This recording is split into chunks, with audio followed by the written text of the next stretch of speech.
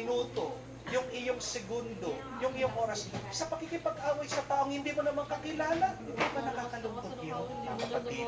You cannot love when you have pride. Amen? You cannot love when you think so highly of yourself. Ang hadlang po ng ating pagmamahal sa iba. Ano? Kapag madalas sinasabi natin, bakit niya ginawa sa akin yun? Anong tingin niya sa akin? Sino ba siya?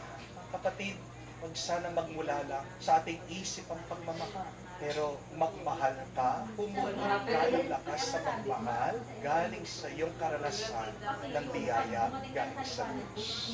Always remember, you are not God. You are not always perfect. Many times, we become the enemy of God because of our sins.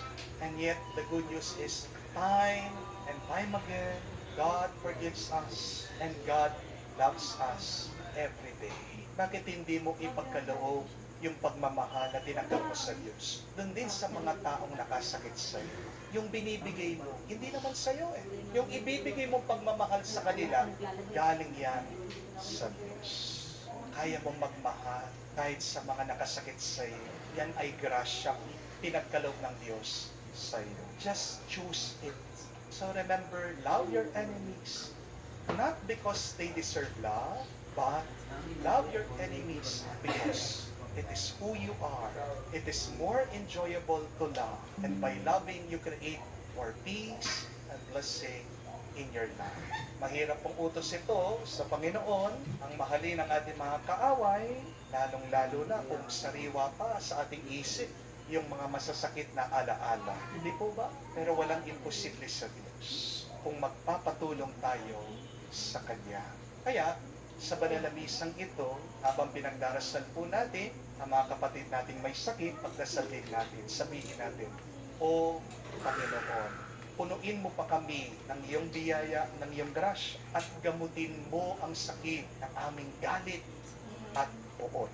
Turuan mo kami araw-araw na magmahal kung paano ka nagmamahal. Parang aming buhay, mas gumanda pa, mas gumaan pa, at mapuno ng biyaya ngayon at magpakailanman.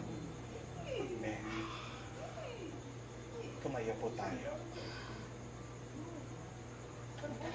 Taglay ang pagtitiwala, lumapit tayo sa mapagpatawad na Ama na ang habag sa atin ay walang hanggan at walang katapusan. Ating sabihin, Panginoon, dinggin mo kami. Panginoon, dinggin mo kami. Ang simbahan naway maging buhay na halimbawa ng pagpapatawad at abag na ipinakita ni Jesus. Manalangin tayo sa Panginoon. Panginoon, dinggin mo kami. Atin nawang kaawaan ang mga taong nakasakit, nakapinsala o nagdulot ng mga paghihirap sa atin. Manalangin tayo sa Panginoon. Panginoon, dinggin mo kami. Sa tulong ng biyaya ng Diyos, naway mapatawad natin ang ating mga kaaway. Manalangin tayo sa Panginoon. Panginoon, dinggin mo kami. Sa katahimikan po ng ating puso, magnitin natin, sabihin natin sa Diyos ang ating mga personal na pangangailangan. Makapangyarihan, mahabaging Ama, pinasasalamatan ka namin sa pagpapatawad na hinahandog mo sa pamagitan ng iyong anak. Tulungan mo kaming ipahayag sa iba ang iyong pagpapatawad. Hinihiling namin ito sa pamagitan ni Kristo, aming Panginoon. Amen.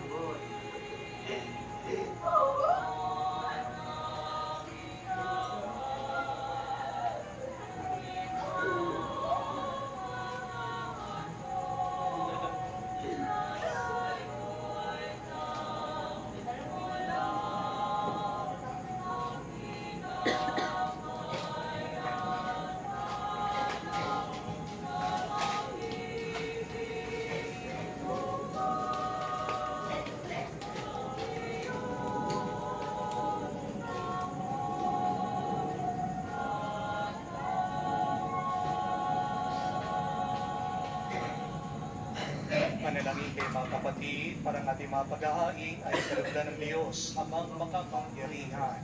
Tanggapin nawa ng Panginoon itong paghahain sa iyong mga kamay sa kapurihan niya at karangalan sa ating kapakinabangan at sa buong sambayanan niyang banal. Ama naming lumikha, ang pinagdiriwang naming banal na paghahain ay maganap nawa sa pagpapatawad ng mga kasalanan at maging dapat na kami maging katambal sa pag-aalay ng iyong anak na aming tagapamagitan kasama ng Espiritu Santo magpa sa walang hanggan. Amen. Sumainyo ang Panginoon. At sumaiyo rin, Itaas sa Diyos sa inyong mga puso at diwa. itinaas na namin sa Panginoon. Pasalamatan natin ang Panginoong ating Diyos. Marapat na siya ay pasalamatan. Ama naming makapangyarihan, tunay nga marapat ikaw ang aming pasalamatan. Sa pamamagitan ni Kristo, aming Panginoon. Sa pagbabakas sakali mong kami pumunta, sinubukos ni Kristo upang pangunahan kami. Bilang pagsunod sa iyong atas na bigyan, pinahayag ng iyong anak ang iyong kalooban na mga apit dukha ay kanyang damayan. Ngayon ay iyong inihahandog ang pagkakataong aming maisalubong, ang kanyang ganap at pusang paglilingkod upang sa iyo'y lagi kaming makasunod. Kaya kaisa na mga anghel nagsisiawit ng papuri sa iyo, nang walang humpay sa kalangitan, kami nagbubunyi sa iyo kadakilaan.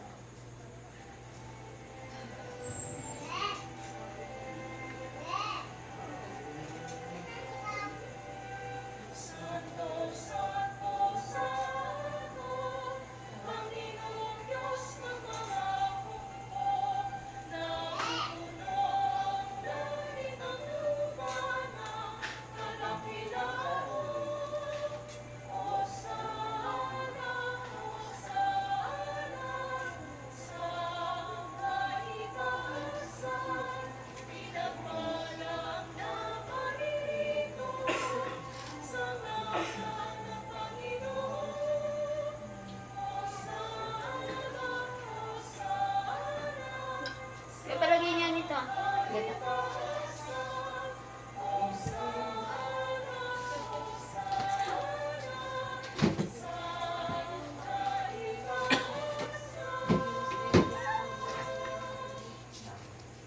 Ama naming banal, ikaw ang mukha ng tanang kabanalan, kaya't sa pamagitan ng iyong Espiritu, gawin mong banal ang mga kaloob na ito, upang para sa amin, maging katawan at tugo ng aming Panginoong Heso Kristo.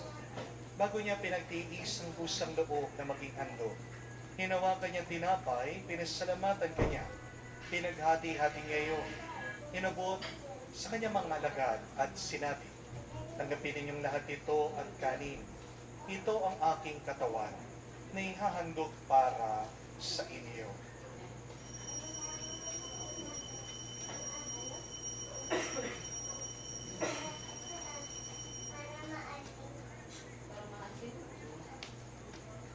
Gayon din naman nung matapos ang hapunan, hinawakan niyang kalis. Muli kanyang pinasalamatan. Nabot niyang kalis sa kanyang malagad at sinabi, tanggapin ninyong lahat ito at inumin. Ito ang kalis ng aking dugo, ng bago at walang hanggang tipan. Ang aking dugo ay bubuhos para sa inyo at para sa lahat, sa ipagpapatawad ng mga kasalanan. Gawin ninyo ito sa pag-alaala sa akin.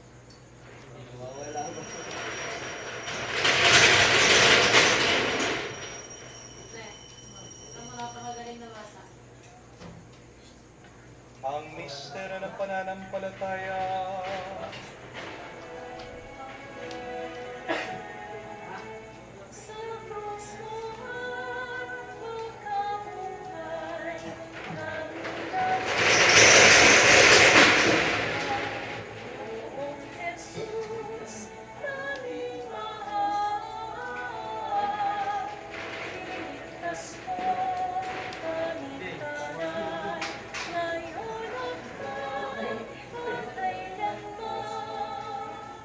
Ang mga ginagawa namin ngayon ng pag-alaala sa pagkamatay, muling pagkabuhay ng iyong anak, Kaya tinialay namin sa iyo, tinapay nagbibigay buhay, at ang kalis na nagkakalot ng kaligtasan.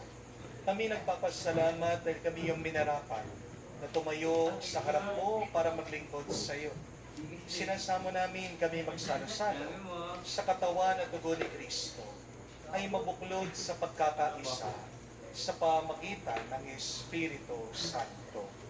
Ama, ligapin mong iyong simbahan, laganap sa buong daigdig. Puspusin mo kami sa pag-ibig. Nakisa ni Leon ang aming Santo Papa, si Florentino Avenal